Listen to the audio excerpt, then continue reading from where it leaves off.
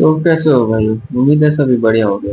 तो आज हम लोग एक्सप्लेन करेंगे ड्रैगन रिबॉर्न में का पार्ट 6। तो पार्ट 5 में हमने देखा था कि रसल अपना प्रोफेसर द्वारा दिए हुए सारे असाइनमेंट कंप्लीट कर लेता है और प्रोफेसर लाइब्रेरी का एक्सेस पा लेता है। वो प्रोफेसर लाइब्रेरी में जाता है और जहाँ वो उससे स्नो वाइट मैम से मिलता है, जो कि फ्लेम टावर की मास्टर थी। और नेक्स्ट लास्टली वो स्टेडियम में पहुंचता है जहां आज उसे फाइट करना था। तो स्टेडियम में एंटन फ्रीडम, वो पीले बाल वाला लड़का, उसे चैलेंज करता है कि वहां क्या बैठा है, नीचे आके मुझसे फाइट कर, रसल रेमंड। और इसी के साथ वो पार्ट वहीं खत्म हो गया। तो मेरे पास नेक्स्ट पार्ट की शुरुआत होती है चैप्टर 6 की, जहां हम प्रोफेसर हार्वर्ड को देखते हैं, जो कि कह रहे होते हैं कि अगर आप आने वाली थी तो आपको मुझे पहले बता देना चाहिए था, टीचर। और हमें पता चलता है कि स्नो वाइट प्रोफेसर हार्वर्ड की टीचर है, यानी कि स्नो वाइट ने प्रोफेसर हार्वर्ड को पढ़ाया लिखाया है। और नेक्स्ट, यहाँ पे स्नो वाइट बोलती है कि कोई नहीं, वैसे भी एक टीचर अपने स्टूडेंट से मिल रहा है, ये कोई बड़ी बात नहीं है। और वो पूछती है हॉवर्ड से कि क्या उस बच्चे रसल को तुमने प्रोफेसर लाइब्रेरी का एंट्री पास दिया था। जिसपे हॉवर्ड पूछता है क्या हुआ, क्या उसने कोई गलती की है। तो स्नो वाइट बोलती है कि नहीं, मुझे बस वो लड़का बहुत ही रेयर लगा। फिर हॉवर्ड सैड मूड में बोलता है कि आप सही बोल रही हैं, रसल की माना वेन नैरोइन एक बहुत ही रेयर बीमारी है इस दुनिया में। जिसपे स्नो वाइट बोलती हैं कि तुम पागल हो। हॉवर्ड ये सुन के शॉक हो जाता है। तब स्नो वाइट एक्सप्लेन करती है कि उस बच्चे ने अपनी प्रॉब्लम का सलूशन खुद ही कर लिया है। तो हॉवर्ड पूछता है कि आप कहना क्या चाहती हैं। तो स्नो वाइट बताती है कि वो सेकेंड सर्कल हासिल कर चुका है। तब हॉवर्ड शॉक होकर बोलता है कि रसल सेकेंड सर्कल पे पहुंच गया। सेकेंड सर्कल मतलब वही वही मैजिक का सेकेंड सर्कल। और हम नेक्स्ट पिक्चर में स्टेडियम को देखते हैं, जहाँ पे रसल फाइट करने के लिए आ चुका था एरेना में। और वो सिस्टम को देख रहा होता है, जो सिस्टम कह रहा होता है कि इस फाइट को जीत जाइए, आपको दो रिवार्ड मिलेंगे, एक तो मैजिक स्टोन और दूसरा कंपाउंड मैजिक।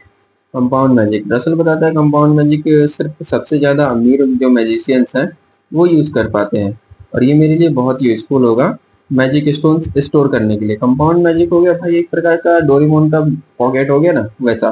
बस फर्क इतना है कि इस पे लिमिट रहती है 40 केजी 50 केजी वैसे।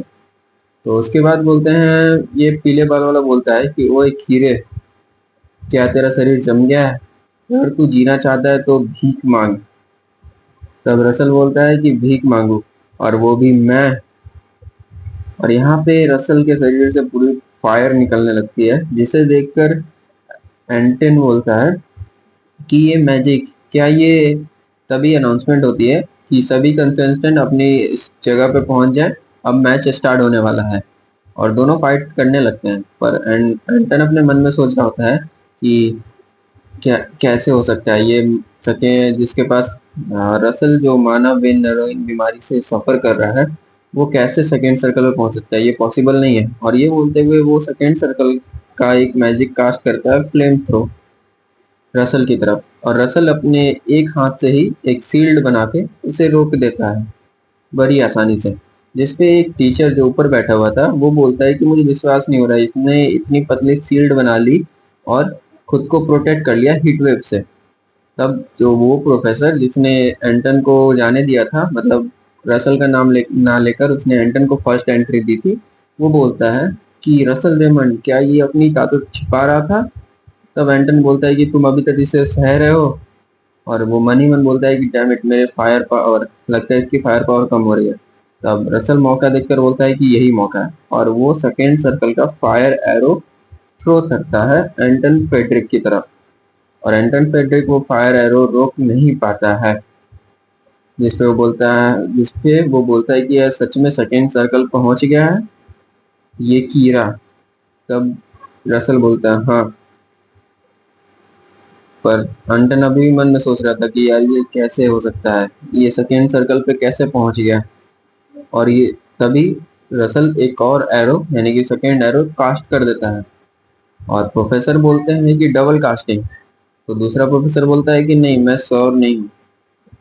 और ये सोच रहे हो, दूसरे प्रोफेसर बताते हैं कि मुझे नहीं लगता ये डबल कास्टिंग है, ये ऐसा लग रहा है जैसे कि उसकी कास्टिंग स्पीड थोड़ी फास्ट है। और फेडरिक अभी भी अपने मन में सोच रहा था यार कि क्या ये इतने सारे आयरा बनाने के कैपेबल है। ऐसा हो नहीं सकता, ये शील्ड स्पेशलाइज्ड अगेंस्ट फायर है, मेरी शील्ड फायर कभी ब्रेक नहीं कर पाएगी।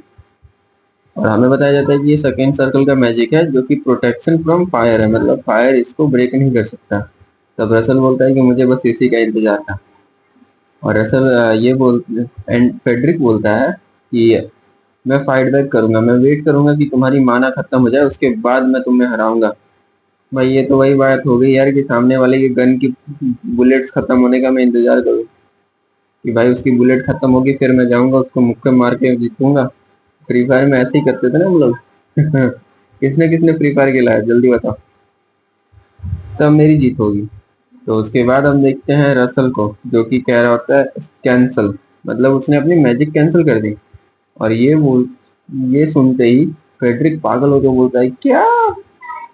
और रसल एक वाइंड मैजिक कास्ट करता है वाइंड एरो का, और उसकी शील्ड को एक बार में तोड़ देता है। मुझे लग और इसका एंट्री बोलता है कि मुझे लगा नहीं था कि वो इतनी जल्दी मेरी शील्ड को पहचान जाएगा और अपनी मैजिक को मॉडिफाई भी कर देगा, मतलब चेंज कर देगा। तब प्रोफेसर शॉक को बोलते हैं कि क्या ये वही रसल है जिसे हम जानते हैं। और पूरा स्टेडियम शॉक था इसमें, क्योंकि एंट्री और हमें एंटिन दिखाई देता है नेक्स्ट मंथ पे। और इसी पल पे रसल उसको जोरदार एक मुक्का जान के मारता है। और एंटन कुछ कास्ट करने के लायक बचता नहीं है क्योंकि वो इतना मारता है कि उसका मुंह खुल जाता है। इस पे प्रोफेसर बोलता है कि ये किस प्रकार का मैजिक है, हमें इसको रोकना होगा। तब इस पे प्रोफेसर हॉवर्ड बताते हैं कि वाट तुम कहना क्या चाहते हो किस प्रकार का मैजिक है, ठीक से देखो रसल की बॉडी को क्या कवर करके रखा हुआ है। फिर वो प्रोफेसर बोलते हैं कि ये तो एक ऑरा है। कि रसल अपने माना को एक नाइट ऑरा यानी कि मतलब एक शील्ड प्रकार की यूज कर रहा है जो कि उसके शरीर के आसपास रुका रहेगा। तब उसके बाद प्रोफेसर बोलते हैं कि मुझे नहीं लगता, नहीं प्रोफेसर बोलते हैं कि मुझे पता नहीं इसने कैसे ये किया, बट उसने एक रास्ता ढूंढ निकाला ये करने का, रसल।